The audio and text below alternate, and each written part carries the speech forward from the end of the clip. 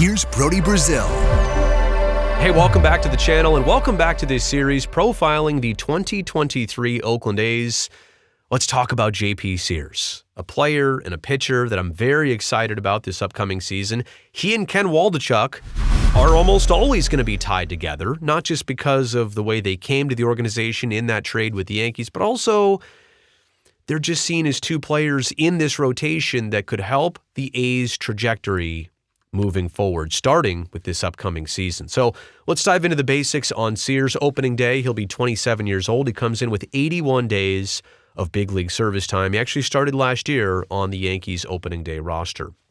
He was acquired on the first day of August, right at the trade deadline, for Frankie Montas and Lou Trevino. Oakland got a whopping 4 players in return, and most people at this point are just focusing on Sears and Waldichuk because they've both come over, they've both made their big league debuts, and a lot of people are very excited in the small sample size that we've seen thus far. But Sears was actually drafted by Seattle all the way back in 2017. He was an 11th round draft pick. And I think we should be clear about this. You know, at that point, you're not exactly sure that 11th rounders always make it to the big leagues or always can pan out like JP Sears has up to this point, and hopefully that's exactly what continues. And because he just debuted last year, he will not be a free agent in Major League Baseball until 2029. So a lot of team control years ahead for the Oakland A's. If you're just trying to project right now, you know, how big, how long, how much could Sears mean to the Oakland A's as a team in their future? Yeah, like start penciling in the years ahead. Okay, let's look back at JP's 2022. Again, was on the opening day roster of a big league team for the first time in his career and did make his major league debut with the Yankees.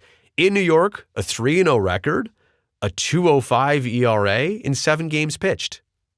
What were they thinking to let him go? Well, obviously they wanted Frankie Montas and Lou, and I know Frankie had his ups and downs, but Lou Trevino really did turn it around with the pinstripes.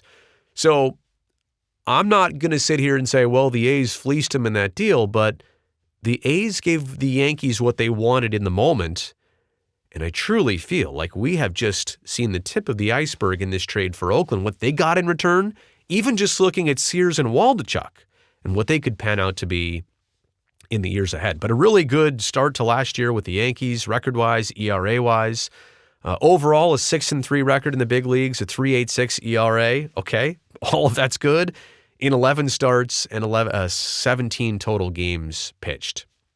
Now, in this series, I've been pointing out splits for a lot of different players and pitchers that I find interesting. Here's one with Sears, a 256 opponent's average with the bases empty. Okay, a 255 opponent's average, literally the same thing, with runners on base. Okay, but this is a good one. With runners in scoring position, so second and or third base, it drops down about 30 points to 226. I think that speaks to some character, that speaks to some battle, that speaks to something JP Sears brings when he's got his back up against the wall. This is a stat where you're pretty happy with the way that it's spelled out and plays out here. That he'll battle in these situations, that if there are runners on base, he can pitch his way out of those situations. Again, all of that from a small sample size last year, but that was definitely something noticeable whether you had the stats or not. Pitch usage goes like this. 57% of the time he throws the heater, average velo at 93. 26% of the time uses the slider at 79. 17% of the time he goes with the changeup at 83. So a 3-pitch pitcher from last year. It'll be interesting to see if he adds any types of other varieties to those pitches or adds even a 4th pitch to that arsenal. Here's another split. And we just did the Waldichuk video. Ken Waldichuk, first time through the order, kind of struggled with opponent's average. Second time, it dipped down below the Mendoza line. Third time was also pretty good. But here's the inverse of that. For JP Sears, in his first innings pitched, a 1.64 ERA. I should say in the first innings. Second innings, just second innings alone, like third and later at 3.64, that's fine. Second innings, for whatever reason, for JP Sears, 6.75 ERA. Now, that could probably be chalked up to even just like 2 or 3 bad second inning games. or games with bad second innings. So this is not like an extended problem over, this could be a fluke. But there's also just something interesting about that second inning. Why the second inning alone? Why those 3 batters that you needed that you had issues with? And does something like that continue for JP Sears? Is it isolated to last year? Is it something he can even remedy? Is it even something he knows about? I don't want to speculate that far. Maybe aware of, but not necessarily to this extent. Also want to share with you these 2 stats from minor league baseball with JP Sears last year. Per 9 innings pitched, 11 Ks and just 2 free passes. If you can translate even most of that to Major League Baseball in the coming seasons, that strikeout to walk ratio was pretty impressive in the minors. Last year, let's see what he can do this upcoming year in the show full time. So 2023, my preview for Sears goes like this. Earn a spot. I feel like he's already kind of done that to a certain extent last year. Quick time with the A's made an impression. At least earned the opportunity for a really good look in the rotation. Hope he earns it, and I hope he keeps it. I also hope that he keeps going 6 strong in starts. That was something he was able to do a couple times, get through a 6th inning. And for young pitchers, that seems to be one of the first barriers.